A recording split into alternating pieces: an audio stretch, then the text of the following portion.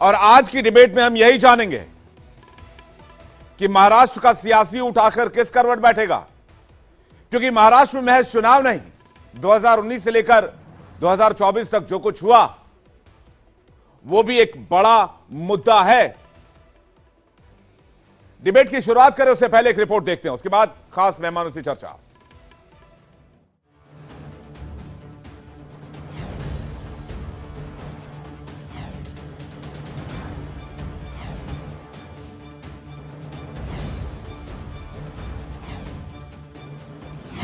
खत्म नामांकन की बारी, अब संग्राम की तैयारी। महाराष्ट्र की लड़ाई, सियासी पारा हाई।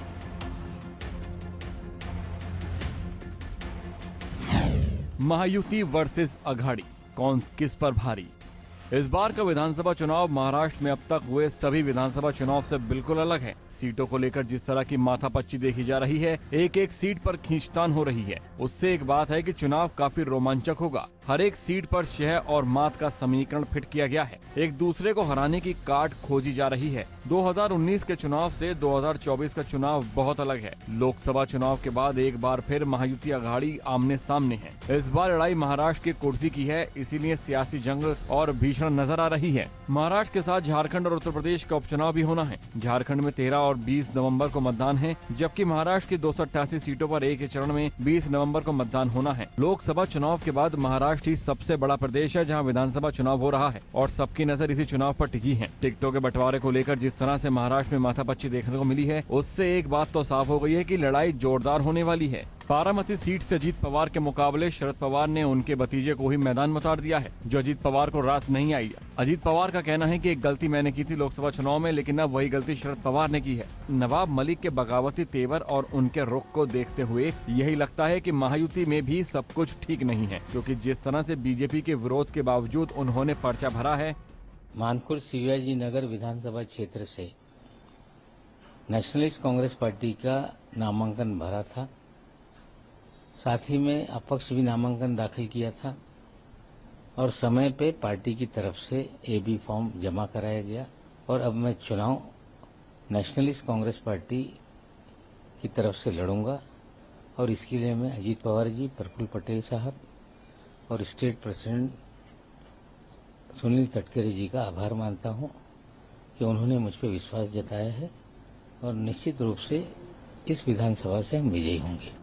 टिकट नहीं मिलने पर विधायक को रोता हुआ भी देखा गया। विधायक के गायब होने की खबर भी चर्चा में रही। मतलब साफ है कि बागी दोनों तरफ है, फिर वो चाहे महायुति हो या फिर महाविकास अघाड़ी। तनातनी और बगावत दोनों ही खेमों में देखी जा रही है। 4 नवंबर तक नामांकन वापसी का आखिरी दिन है। दीपावली बाद बागियों को लेकर मन मनोबल का दौर भी चलेगा। कई उम्मीदवार अपना पर्चा वापस भी लेंगे। जिस तरह से आदित्य ठाकरे को वर्ली सीट पर फंसाने की कोशिश की गई है और शिवसेना ने मिलिंद देवड़ा को मैदान में उतारा है, उससे ये बात साफ हो गई है कि महाराष्ट्र की लड़ाई जोरदार होगी। अब इंतजार है 23 नवंबर का, देखना होगा कि सियासी ऊंट किस करवट बैठता है।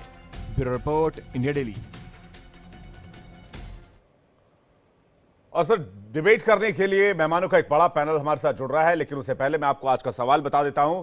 खत्म नामांकन की बारी, अब क्या बड़े संग्राम की तैयारी। सवाल यह भी, महायुति वर्सेस अघाड़ी, कौन किस पर पड़ेगा भारी। और सबसे बड़ा सवाल, बागियों का मेला क्या महाराष्ट्र के चुनाव में हो जाएगा बड़ा खेला। इस पर बातचीत करने के लिए संजय राणा, राजनीतिक विश्लेषक, हमारे साथ जुड़ेंगे। सौरभ दुबे, राजनीतिक विश्लेषक, संजय द्विवेदी, नेता शिवसेना यूबीटी, संजय कौशिक, राजनीतिक विश्लेषक, और डॉक्टर विवेक कोरदे, प्रवक्ता, कांग्रेस पार्टी। आप सभी का बहुत बहुत स्वागत है। सबसे पहले मैं सौरभ दुबे जी आपसे ही शुरुआत कर रहा हूं, क्योंकि मामला जो है वो कहा जा रहा है कि महायुति में, बीजेपी में भी बागी काफी है जो कि परेशान कर रहे हैं। मामला दिल्ली तक भी आया। वो क्या एक शेर है बड़ा मशहूर हिंदी फिल्म का, अगर आपको याद हो, सिनेमा आपने देखी हो, कि मुझे तो अपनों ने लूटा गैरों में कहां दम था और मेरी कश्ती वहां डूबी जहां पानी कम था।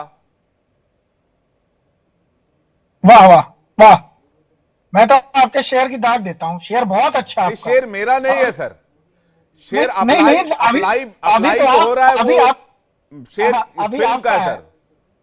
अभी आपका ही मैं मान के चलता हूं, फिल्म का भी मान के चलता हूं। अप्लाई जो हो रहा है वो निश्चित रूप से ये जो महाअघाड़ी है उस पर अप्लाई हो रहा है। बिल्कुल ठीक है, आपने जो इंडिया अलायंस का गठबंधन हो, महाअघाड़ी का गठबंधन हो, इनके ऊपर ये सब अप्लाई होता ही रहता है। क्योंकि इस तरह की और भी बहुत सारी शायरी ढूंढेंगे आप, इनके ऊपर मिल जाएगी। देखिए मुद्दे की बात यह है कुल मिलाकर के कि जिस प्रकार से जब चुनाव नजदीक आते हैं, टिकट का बंटवारा होता है, तो हर पार्टियों के अंदर जो है उठापटक तो होती है।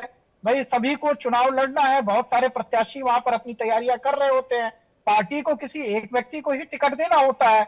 अब चूंकि वहां पर गठबंधन की सरकारें हैं, तो वहां पर भारतीय जनता पार्टी भी है, अजित गुट की जो पार्टी है वो भी है, एनसीपी, दूसरी तरफ जो शिवसेना है शिंदे साहब की वो भी है। तो कुल मिलाकर के विचार विमर्श करके भारतीय जनता पार्टी कम से कम ऐसी स्थिति बना लेती है जहां पर कार्यकर्ताओं के बीच कोई झड़प नहीं होती, ना ही किसी प्रकार का कोई वाद विवाद होता है, ना ही मुख्यमंत्री के चेहरे को लेकर के कभी जो है तमाम लोग दावे अपने करने लगते हैं। ठीक उल्टा आप महायुति महागाड़ी में चले जाइए। देखिए महागाड़ी के अंदर- मैंने जो शेर आपको सुनाया वो शेर सर आपको कच्चा चबा जाएगा। शेर बड़ा खतरनाक है। अब खतरनाक क्यों है मैं आपको बताता हूं। बीजेपी ने मुंबा देवी के अलावा पूरा पश्चिम बोरीवली सीट पर बीजेपी को बगावत का सामना करना पड़ रहा है। बोरीवली विधानसभा से अब तक टिकट की उम्मीद लगाए बैठे गोपाल शेट्टी ने बगावत कर दी है और शायना एनसी की दावेदारी वर्ली सीट से थी। भाजपा ने ये सीट एकनाथ शिंदे को गुट को दे दी तो वो उधर चली गई और वहां से उनको कैंडिडेट बना दिया गया। और अब जब वहां से उनको कैंडिडेट बनाया गया तो इस सीट से बीजेपी के अतुल शाह निर्दलीय उतरने के लिए तैयार हैं। ये तो मैं इक्का दुक्का आपको जो मैंने रिसर्च करके देखा, बाकी विवेक जी को बेहतर पता होगा, संजीव जी को बेहतर पता होगा। तो ये जो पानी कम था वाला शेर है ना सर, ये शेर बड़ा खतरनाक है सर। दुबे जी देखिए आपका शेर जो है वो मैंने फॉरवर्ड कर दिया, क्योंकि ये वो शेर नहीं था जो शेर खाने वाला शेर सामने आता है, तो ये शेर फॉरवर्ड करने वाला था, मैंने फॉरवर्ड कर दिया महाअघाड़ी को।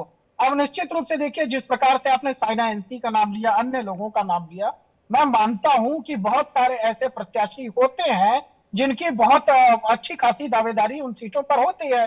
जैसे साइना एनसी बहुत लंबे समय से भारतीय जनता पार्टी से जुड़ी रही है, प्रवक्ता भी रही है, उन्होंने अपनी एक तैयारी की है। अगर वो सीट जो है, अगर वो दूसरे जो है उनके गठबंधन के साथी को चली जाती है, तो निश्चित रूप से साइना एनसी जी भी कभी इससे नाराज नहीं होंगी। इसलिए नाराज नहीं होंगी क्योंकि भारतीय जनता पार्टी एक अनुशासनात्मक पार्टी है।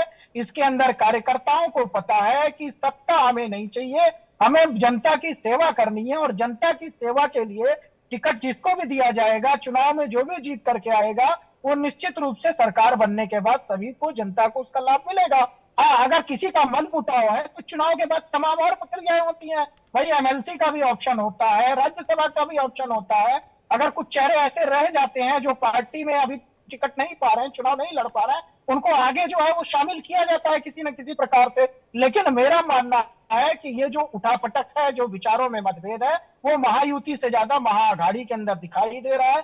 जिस प्रकार से मुख्यमंत्री के चेहरे को लेकर के अभी से दावेदारी होने लगी है, जिस प्रकार से उद्धव ठाकरे जी को नीचे दिखाने का काम कांग्रेस पार्टी कर रही है, तो ये कहीं ना कहीं मुझे लगता है शरद पवार जी और उद्धव ठाकरे और कांग्रेस पार्टी के लिए एक बहुत बड़ी चुनौती है कि वो इस चुनाव में किस प्रकार से गठबंधन के धर्म को निभाए। नामांकन के सर हेडलाइन बता रहा हूं सर, विवेक जी ठीक है मैं आ रहा हूं सौरभ दुबे आपके पास। एक हेडलाइन बता रहा हूं, मैं पढ़ रहा था, नामांकन के कुछ ही घंटे बचे हैं, अघाड़ी की 20 सीटों पर फंस गई बात, कौन लड़ेगा तय नहीं। और महाराष्ट्र के कांग्रेस प्रभारी जो है रमेश चेन्नीथला, उन्होंने उद्धव सेना के नेता संजय राउत को बातचीत के लिए बुलाया है। सूत्रों से मिली जानकारी के मुताबिक अगर बात नहीं बनती है तो दोनों पार्टियां कई सीटों पर फ्रेंडली फाइट भी कर सकती हैं। तो सर ये शेर तो उनके लिए नहीं सर, विवेक जी ये शेर आपके लिए भी बड़ा खतरनाक है, पानी कम वाला शेर सर। नहीं, लेकिन आपने जो कश्ती की बात की ना, जहां कश्ती मेरी डूबी पानी कम था, जी सर, तो सामने तो कश्ती है नहीं, वो 3 पहिए की रिक्शा है और 3 पहिए के 3 चाक है, वो अलग अलग दिशा में जाता है।